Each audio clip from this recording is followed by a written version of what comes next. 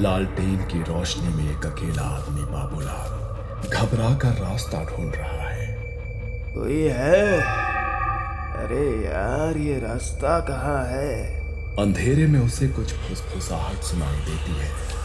बाबूलाल लालटेन उठाकर देखता है। सामने उसकी माँ खड़ी थी, भीगी साड़ी, बालों से पानी टपक रहा था, आंखें हरी चमक रही थी। माँ, आप यहाँ कैसे? अचानक माँ का चेहरा गलने लगता है और नीचे काला कीचड़ जमने लगता है।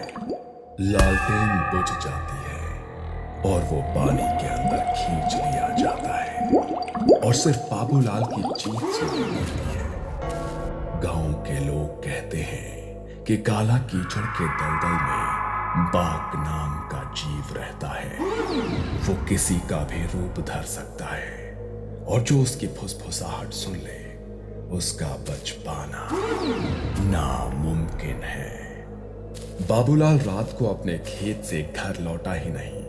उसने खेत से निकलते वक्त सुरेश से कहा था, दलदल के उस पार शॉर्टकट है, वहीं से जा रहा हूं। सुबह तक जब बाबूलाल नहीं लौटा तो उसकी बीवी ने पूरे गांव में शोर मचा दिया। हर तरफ यही बात फैल गई कि दलदल ने एक और शिकार निकल लिया। माँ कहती थी उस दलदल में कुछ है जो लोगों को खींच ले जाता है। हम कल रात ही वहां पर जाते हैं, बाबूलाल को ढूंढना होगा। वो दलदल गांव के उत्तर में है, जिसे काला सार घाट कहते हैं। दिन में भी वहां सन्नाटा पसरा रहता है। वहां का पानी काला और गाढ़ा कीचड़ जैसा, जगह जगह बबूल और कीकर के पेड़ और बीच में एक पुराना गड्ढा, जहां कहते हैं 100 साल पहले कई लाशें दफन हुई थी। वहां कोई नहीं जाता, जो जाता है वो लौट कर नहीं आता। बाबूलाल ने भी चेतावनी नहीं मानी और अब उसका पता नहीं। सुबह होते ही पूरा गांव इकट्ठा हो गया। कई लोग दिन के उजाले में वहां जाने का फैसला करते हैं जहां से बाबूलाल रात को घर आने निकला था। चौकीदार हाथ में डगमगाती लाठी पकड़े उनके साथ चल पड़ता है। लोग दलदल तक पहुंचे। किनारे पर टूटी हुई नाव, कुछ फटे कपड़े और बहुत सारी सफेद लकड़ियां बिखरी थी, पर कोई शरीर नहीं मिला। एक पेड़ पर बाबूलाल की टोपी टंगी मिली, लेकिन बाबूलाल का कोई पता नहीं। यहाँ कुछ तो गड़बड़ है। जगह इतनी सुनसान की कोई ज्यादा देर नहीं रुकता। लोग थोड़ी थोड़ी तलाशी लेने के बाद डर के मारे लौट आए। कोई भी दलदल के बीच तक घुसने को तैयार नहीं था। उस जगह पर कुछ ना होने के बावजूद माहौल इतना भयानक था कि खोज ज्यादा देर तक नहीं चल सकी। गांव लौटकर उन्होंने बच्चों और बाकी घर वालों को वहां के माहौल के बारे में सब बताया। किसी ने कहा कि पानी में उसने किसी की परछाई जैसी चीज देखी, पर सच्चाई तो कुछ और थी। दोपहर की खोज असफल रही। गांव वालों ने माना कि अब ढूंढने का कोई फायदा नहीं, बाबूलाल नहीं बचा होगा। पर रघुनाथ, गौरी और कार्तिक ने फैसला किया कि वो रात में छुपकर उसी जगह पर वापस जाएंगे। किसी को बताना नहीं चाहिए था। अगर सच में कुछ भयानक था तो अफरा तफरी और पागलपन जैसा फैल सकता था। दिन में लोग डर गए। रात में जाकर हम जान लेंगे कि बाबूलाल कहाँ है। रात होते ही चुपचाप निकल जाते हैं। किसी को कुछ बताने की जरूरत नहीं है। रात का अंधेरा ही हमें सच दिखाएगा। गांव के सारे लोग अपने घरों में थे। कोई भी अपने परिवार को बाहर नहीं भेज रहा था। रात होते ही तीनों चुपके से दलदल की ओर गए। तीनों लालटेन लेकर दलदल के किनारे पहुंचे, जहां दिन में छोटे निशान सन्नाटे में और भयानक दिख रहे थे। पैरों के निशान पानी में ही गायब हो जाते, जैसे कोई ऊपर से उतरकर नीचे समा गया हो। जैसे ही वो और अंदर बढ़े, चारों ओर कोहरा छा गया और लालटेन की लौ कम होती जाती है। तभी हर किसी को आवाज सुनाई दी, गौरी बेटी, तू मेरी बात क्यों नहीं सुनती? यहाँ आ, मेरे पास आ। बेटा कार्तिक, मैं तेरा बाप हूँ। देख देख, मैं यहाँ फंसा हुआ हूँ। मेरी मदद कर, मेरी मदद कर। रघुनाथ दोस्त, मैं हूं। तूने वादा किया था ना, मुझे अकेला मत छोड़ेगा। इधर आ। तीनों को अलग अलग आवाज सुनाई दे रही थी, अपनों की, जैसे वो सच में वहां उन्हें मदद के लिए बुला रहे थे। गौरी ने अपनी माँ की, कार्तिक ने अपने मरते पिता की, और रघुनाथ ने अपने बचपन के दोस्त की आवाज सुनी। आवाज इतनी सच्ची थी कि उनका दिल पिघल गया। वो माँ की आवाज है। माँ मुझे बुला रही है। माँ। गौरी ने लालटेन उठाया। पानी के उस पार कुछ परछाइयां हिल रही थी। एक साड़ी से दिखने वाली आकृति, लटकी चोटी, चेहरा धुंधला, जैसे कपड़े और कीचड़ का ढेर हो।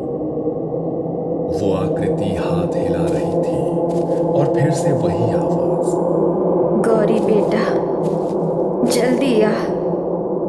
तूने मुझे अकेले क्यों छोड़ा? अगले ही पल आकृति टुकड़ों में बिखर कर कीचड़ में मिल गई। कार्तिक को लगा कि उसका पिता दलदल के अंदर खड़ा है, हाथ फैलाए हुए पुकार रहा है, कार्तिक बेटा, मुझे निकाल, मेरा हाथ पकड़, मैं यहाँ फंस गया हूँ। उसने कदम बढ़ाया, तभी कोहरे के बीच से काले हड्डियों जैसे हाथ टूट टूट कर ऊपर निकले, कीचड़ से लिपटे।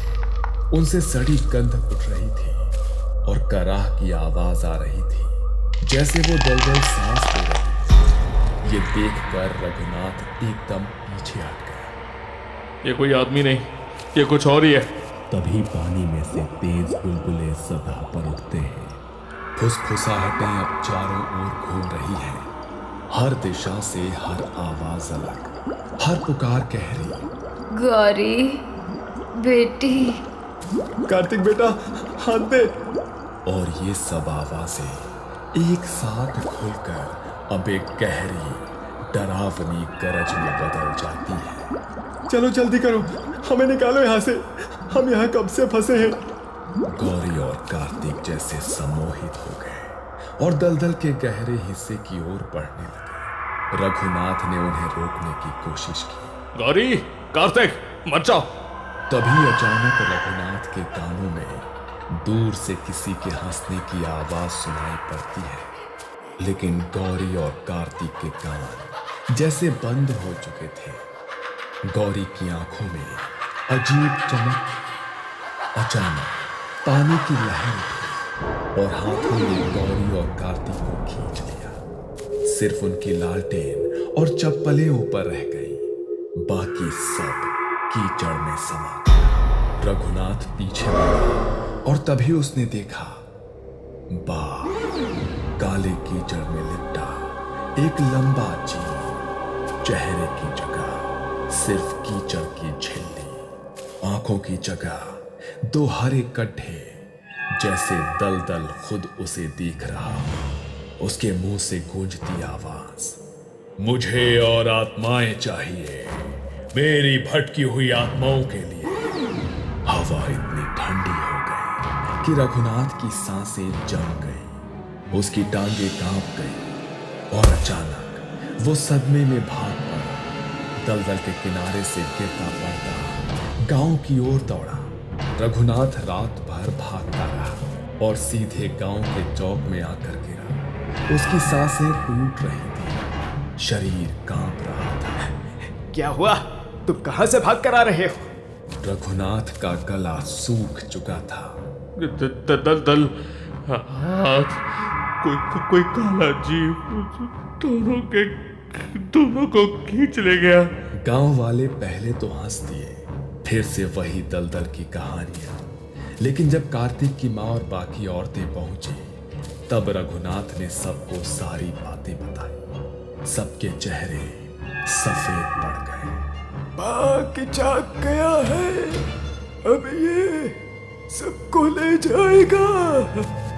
रघुनाथ घर पहुंचते पहुंचते इतना टूट चुका था कि वो आगे कुछ बोल ही नहीं पाया। उसने खुद को कमरे में बंद कर लिया गांव की औरतें चौपाल पर रो रही थी। सारे पुरुष फिर दलदल के पास इकट्ठा हुए, लेकिन कोई भी पास जाने की हिम्मत नहीं कर रहा था। रघुनाथ अब अकेला गवाह था। बाघ ने 2 और आत्माएं ले ली थी और गांव में ये भय बैठ गया था कि अगला कौन होगा। गांव के लोगों ने बच्चों को घर से बाहर निकलने से मना कर दिया। गौरी और कार्तिक की खबर आने के बाद उनके परिवार वाले और बाकी लोग पुरोहित माधव राव के घर पहुंचे। माधव राव इस गांव के सबसे बुजुर्ग और जानकार व्यक्ति थे। उनके दादा और परदादा भी गांव के रक्षक माने जाते थे। आखिर ये जगह इतनी अपवित्र क्यों है? कौन है दलदल का दैत्य? देखो, तुम सबको वो कहानी सुननी ही पड़ेगी जो हमने अब तक छुपा रखी थी। बाघ कोई साधारण दैत्य नहीं है, वो बाकुलन है। सदियों पहले इस दलदल के किनारे यहीं उसका निवास था। बाकुलन एक तांत्रिक था। कहते हैं कि वो किसी शाही सामंत का पुराना सेवक था, जिसे जंगलों और दलदलों में तंत्र मंत्र का अभ्यास करने के लिए भेजा गया था। वो वहां गुप्त साधना करता, मृत आत्माओं और अंधेरी शक्तियों को बुलाता। उसका लक्ष्य था काल अमरत्व पाना। इसके लिए उसे 100 पवित्र आत्माओं की बलि चाहिए थी। वो गांव के गरीबों को धोखे से यहां लाकर कहता, तुम्हारे दुख दूर होंगे, देवी देवता प्रसन्न होंगे, और फिर रात को उन्हें दलदल में उतारकर उनका खून बहाता। उनकी आत्माएं दलदल में फंस जाती। कहते हैं कि आखिर में गांव के कुछ लोगों ने मिलकर उसकी तंत्र मंडली तोड़ दी। जब बाकुलन अपने शिकार को बांध रहा था, तब गांव वालों ने उसे ही उसी दलदल में बांधकर जिंदा गाड़ दिया। मरते समय उसने चीख कर श्राप दिया, मेरी अधूरी साधना मैं पूरी करके रहूंगा। मेरी आत्मा यहीं रहेगी। मैं अकेले और लालची लोगों को खींच लूंगा। उसकी मृत्यु के बाद दलदल कभी सूखा ही नहीं। उसकी आत्मा वहां कीचड़ में समा गई और समय के साथ वो बाकुलन का बाग बन गया। न शरीर, न चेहरा, सिर्फ कीचड़, अंधेरा और उन आत्माओं का मलबा जिन्हें उसने बांधा था। तुम सबने उसे चकाया है।